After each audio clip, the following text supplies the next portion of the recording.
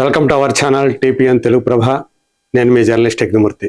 మహేష్ వీరాభిమాని అని ఇక్కడ కనిపిస్తుంది. ఇద్దరు మహేష్తో పాటు ఇంకొక అతను కూడా కనిపిస్తున్నాడు. చాలా మంది గుర్తుపట్టే ఉంటారు. ఈ మధ్య కాలంలో హీరోగా ఎంట్రీ ఇవ్వటానికి ప్రయత్నం చేస్తూ ఉన్నటువంటి ఘట్టమనేని కృష్ణ మూడవ తరం వారసుడు జయకృష్ణ ఘట్టమనేని. అవును, శ్రీనివాస మంగాపురం అనేటువంటి సినిమా ద్వారా హీరోగా అతను ఎంట్రీ ఇస్తూ ఉన్నాడు. సో సహజంగానే కృష్ణ మనవడు అనేటప్పటికీ ఆయన అభిమానులందరూ కూడా జయకృష్ణ మీద దృష్టి సారించారు. కృష్ణ లెగసీని ఆయన చిన్న కుమారుడైనటువంటి మహేష్ బాబు ఎలా కొనసాగిస్తున్నాడో మనందరికీ తెలిసిందే. తండ్రి ఏదైతే సూపర్ స్టార్ కృష్ణ అని అనిపించుకున్నారో, ఇప్పుడు ఆయన తనయుడైనటువంటి మహేష్ని కూడా సూపర్ స్టార్ మహేష్ బాబు అని చెప్పేసి ఆయన పరిగణిస్తున్నారు. ఆయన కంటే ముందు రమేష్ బాబు సామ్రాట్ అనేటువంటి సినిమాతో హీరోగా ఎంట్రీ ఇవ్వటం, కొన్ని సినిమాల్లో ఆయన ఒక 10 వరకు సినిమాల్లో ఆయన నటించడం మనందరికీ తెలిసిందే హీరోగా. అయితే ఆయన ఎప్పుడూ కూడా ఇలాంటి బిరుదుతోటి ఆయన్ని ఎవరు కూడా పరిగణించలేదు. మహేష్ బాబు వచ్చినప్పుడు మొదట ప్రిన్స్ అన్నారు, ఆ తర్వాత సూపర్ స్టార్ అనటం మొదలు పెట్టారు. ఎందుకంటే తను కూడా తండ్రికి తగ్గట్టుగా ఆ స్థాయికి ఎదిగాడు. తన ఫ్యాన్ బేస్ను కూడా తండ్రి ఫ్యాన్ బేస్ని కంటిన్యూ చేస్తూ తనకంటూ మళ్ళా యంగర్ జనరేషన్లో కూడా ఆ ఫ్యాన్ బేస్ని సంపాదించుకున్నాడు. సో ఇవాళ మహేష్ బాబు సినిమా అంటే గుంటూరు కారం ఒక ఫ్లాప్ మూవీగా మనందరికీ తెలుసు. కానీ అలాంటి ఫ్లాప్ మూవీ కూడా 180 కోట్ల రూపాయలకు పైగా గ్రాస్ కలెక్షన్ సాధించిందట వరల్డ్వైడ్గా. అది మహేష్ బాబు కరిష్మాకి, మహేష్ బాబు ఇమేజ్ కి నిదర్శనం అని చెప్పేసి విశ్లేషకులు భావిస్తారు. మరి ఇప్పుడు జయకృష్ణ ఘట్టమనేని అబ్బాయి రమేష్ బాబు కుమారుడుగా ఇప్పుడు ఎంట్రీ ఇస్తూ ఉన్నాడు. సో రమేష్ బాబు ఇప్పుడు మన ముందు లేరు, చనిపోయారు 3-4 ఏళ్ల క్రితం. మరి ఇప్పుడు ఆ వారసత్వాన్ని, తాత నట వారసత్వాన్ని, తండ్రి నట వారసత్వాన్ని, అలాగే బాబాయ్ వారసత్వాన్ని కంటిన్యూ చేయాలనేటువంటి లక్ష్యంతో ఇప్పుడు ఆ అజయ్ భూపతి డైరెక్ట్ చేస్తున్నటువంటి శ్రీనివాస మంగాపురంలో అన్ని రకాల ఎమోషన్స్ ఉన్నటువంటి ఒక క్యారెక్టర్ని, హీరో క్యారెక్టర్ని తను పోషిస్తూ ఉన్నాడు. మరి జయకృష్ణ అంటే ఏమిటి, చాలా మందికి ఆ అబ్బాయి గురించి ఎక్కువగా తెలియదు. రీసెంట్ గా అంటే జనవరి 11వ తేదీ విజయవాడలో జరిగినటువంటి సూపర్ స్టార్ కృష్ణ విగ్రహావిష్కరణలో ఆయన పాల్గొన్నాడు. ఆ సందర్భంగా తన చిన్న తాత ఘట్టమనేని ఆదిశేషగిరిరావుతో కలిసి దాన్ని ఆవిష్కరించారు అక్కడ ఆ విగ్రహాన్ని. ఆ సందర్భంగా జయకృష్ణ మాట్లాడినటువంటి మాటలు ఇవి చాలా మందిని ఆకర్షించాయని చెప్పాలి. తన తాత అడుగు జాడల్లోనే తను నడుస్తున్నాను అని చెప్పేసి జయకృష్ణ చెప్పాడు. ఇప్పుడు కూడా తాత నా పక్కనే ఉన్నట్లు అనిపిస్తుంది అని చెప్పి అభిమానులందరినీ కూడా ఆకట్టుకున్నాడు.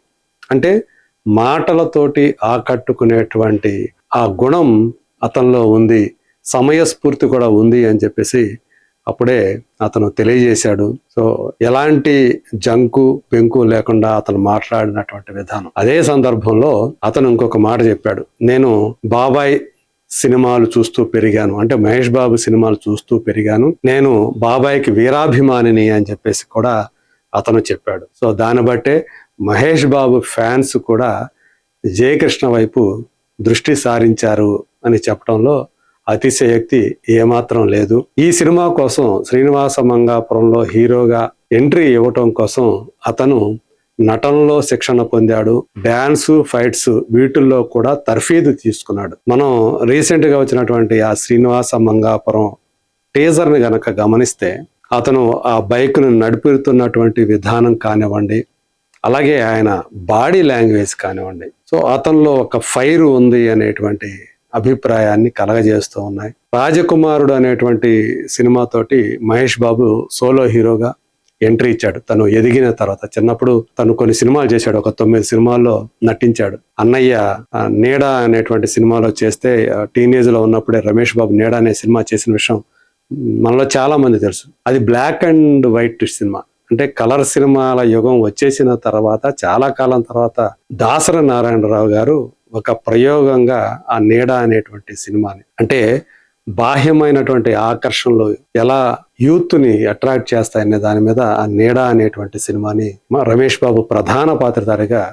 దాసరి నారాయణరావు ఆ సినిమాని తీశారు. సో అందులో మహేష్ కూడా కనిపించాడు. సో అట్లా ఆ తర్వాత తన తండ్రితో కలిసి పోరాటం అనేటువంటి సినిమా నుంచి పలు సినిమాల్లో కలిసి నటించడం మనందరికీ తెలిసిందే. ముగ్గురు కొడుకులు, కొడుకు దిద్దిన కాపురం, ఇలాంటి సినిమాలు, శంఖారావం.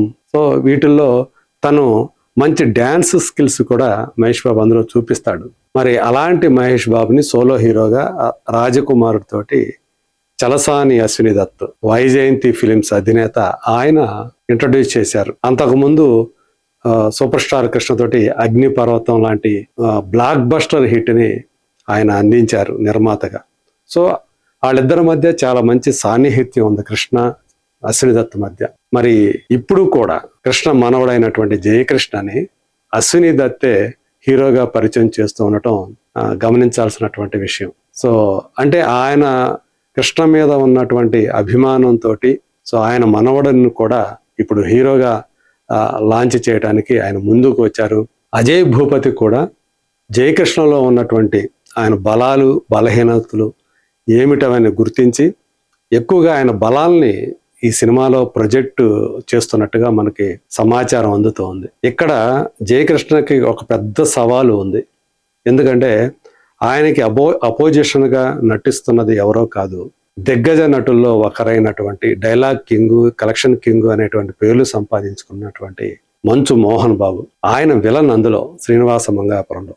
మరి అలాంటి నటుడికి ఎదురుగా హీరోగా నటించడం అనేది చిన్న విషయం కాదు. ఇద్దరూ కలిసి కనిపించేటువంటి సన్నివేశాల్లో మోహన్ బాబు ఈజీగా అవతల వాళ్ళని డామినేట్ చేయగలిగినటువంటి నటుడు. మరి అలాంటి నటుడిని తట్టుకొని ఆయన విలనిజానికి తగ్గట్లు హీరోయిజాన్ని ప్రదర్శించడం అనేది ఆషామాషి వ్యవహారం అయితే కాదు.